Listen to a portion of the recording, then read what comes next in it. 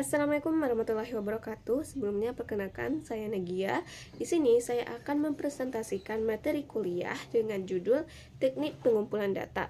Nah, teknik pengumpulan data adalah cara yang dilakukan oleh peneliti untuk mendapatkan data. Nah, bagaimana cara yang bisa digunakan untuk mendapatkan data tersebut? Data-data itu ada sumber primer dan sumber sekunder, di mana sumber primer merupakan data yang diperoleh secara langsung oleh peneliti, di mana peneliti mendapatkan data dari narasumber secara langsung. Sedangkan sumber sekunder itu adalah di mana peneliti merupakan pihak ketiga dari data yang diberikan oleh narasumber, misalnya melalui teman. Jadi teman melakukan wawancara di suatu tempat dan teman lagi memberikan data tersebut kepada kita. Nah, dalam pengumpulan data dapat dilakukan dengan beberapa cara. Ada cara interview atau wawancara, ada cara kuesioner atau angkat, observasi atau pengamatan, dan gabungan ketiganya. Nah, interview atau wawancara, teknik pengumpulan data ini berdasarkan daripada laporan tentang diri seseorang atau pribadi atau setidak-tidaknya pada pengetahuan dan atau keyakinan pribadi seseorang. Sutrisno Hadi mengemukakan bahwa anggapan yang perlu dipegang oleh peneliti dalam menggunakan metode interview juga kuesioner adalah bahwa subjek atau responden adalah orang yang paling tahu tentang dirinya sendiri.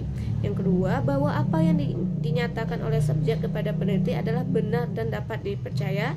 Yang ketiga adalah bahwa interpretasi sumber tentang pertanyaan-pertanyaan yang diajukan peneliti kepadanya adalah sarana dengan apa yang dimaksud oleh peneliti. Maksudnya sesuai dengan apa yang dimaksud oleh peneliti.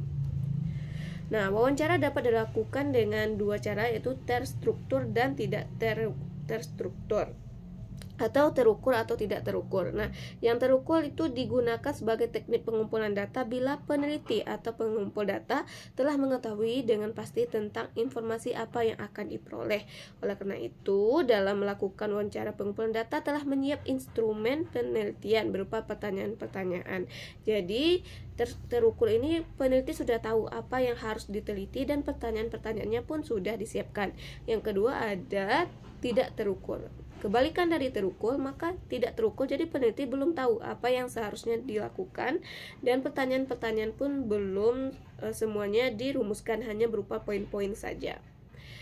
Oke, lanjut kuesioner atau angket. Kuesioner merupakan teknik pengumpulan data yang dilakukan dengan cara memberikan seperangkat pertanyaan atau pernyataan tertulis kepada responden untuk dijawabnya. Kuesioner merupakan teknik pengumpulan data yang efisien bila peneliti tahu dengan pasti variabel yang akan diukur dan tahu apa yang bisa diharapkan dari responden.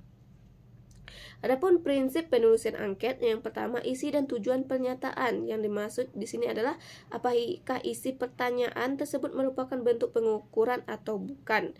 Kalau bentuk pengukuran, maka dalam membuat pertanyaan harus teliti. Setiap pertanyaan harus skala pengukuran dan jumlah internya mencukupi untuk mengukur variabel dan yang diteliti. Selanjutnya, bahasa yang digunakan. Jadi bahasa yang digunakan dalam angket itu harus bisa dipahami oleh responden. Selanjutnya, tipe dan bentuk pertanyaan. Nah, ini tipe pertanyaan dalam angket dapat terbuka atau tertutup. Kalau dalam wawancara terukur dan tidak terukur, dan bentuknya dapat menggunakan kalimat positif atau negatif. Selanjutnya ada pertanyaan tidak mendua. Maksudnya di sini setiap pertanyaan dalam angket jangan mendua atau double. Contohnya, bagaimana pendapat Anda tentang kualitas dan kecepatan pelayanan KTP? Itu terdapat dua pertanyaan, di mana kecepatan dan kualitas.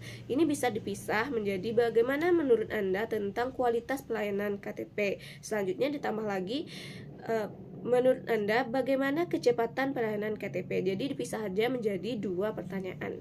Jangan digabungkan, jadi narasumber sulit untuk menentukan jawabannya. Selanjutnya, tidak menanyakan yang sudah lupa. Yang sudah lupa maksudnya ini kejadian-kejadian yang perlu berpikir secara keras. Misalnya, bagaimana kinerja presiden pada tahun Nah, itu kan mungkin responden sudah lupa, jadi jangan menggunakan pertanyaan yang mungkin responden lupa.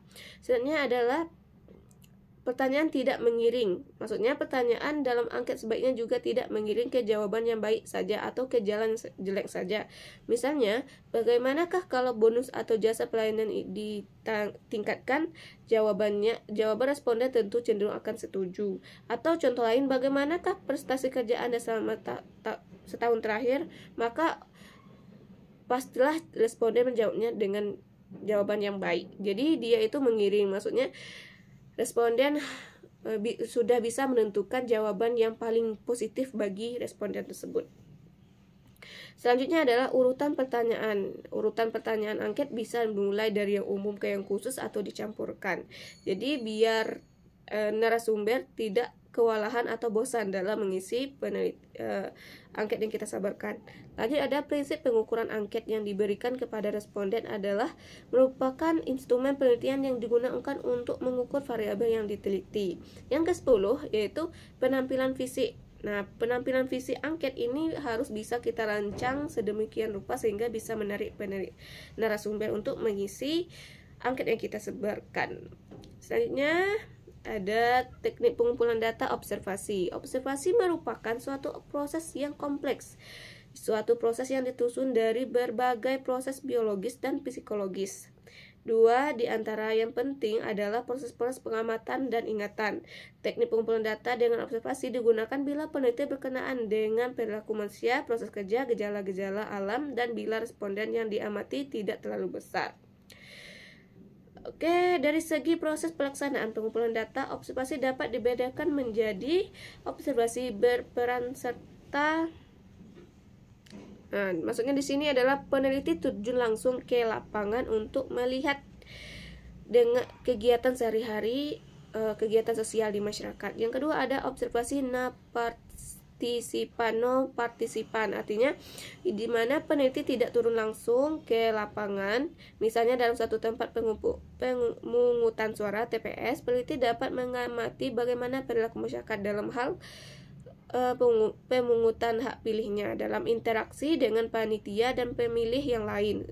Peneliti mencatat, menganalisis, dan selanjutnya dapat membuat kesimpulan tentang perilaku masyarakat dalam pemilihan umum. Jadi observasi berperan serta berarti ini peneliti terjun langsung dan menyaksikan langsung, mengamati dan melakukan hal yang sama yang dilakukan oleh masyarakat.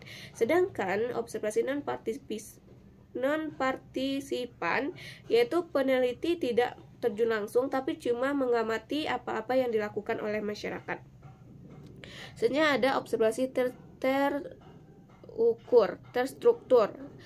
Observasi terstruktur adalah observasi yang telah dirancang serta secara sistematis di mana tempatnya, siapa yang akan diobservasi, waktunya, jadi sudah terstruktur. Ada yang keempat itu observasi tidak terstruktur. Observasi tidak terstruktur adalah observasi yang dipersiapkan secara sistematis tentang apa yang akan diobservasi. Jadi tidak disiapkan apa yang akan diobservasi. Hal ini dilakukan karena peneliti tidak tahu secara pasti tentang apa yang akan diamati. Dalam melakukan pengamatan, peneliti tidak menggunakan instrumen yang telah baku, tetapi hanya berupa rambu-rambu pengamatan. Jadi, observasi tidak terstruktur, peneliti tidak tahu sebenarnya apa sih yang ingin diamati. Jadi, dia langsung aja turun ke lapangan untuk melihat gejala-gejala yang ada di masyarakat, lalu ditulis dan dicatat hal-hal apa saja yang menarik. Oke teman-teman, mungkin itu saja dapat saya sampaikan. Lebih dan kurang saya mohon maaf. Wassalamualaikum warahmatullahi wabarakatuh. Bye.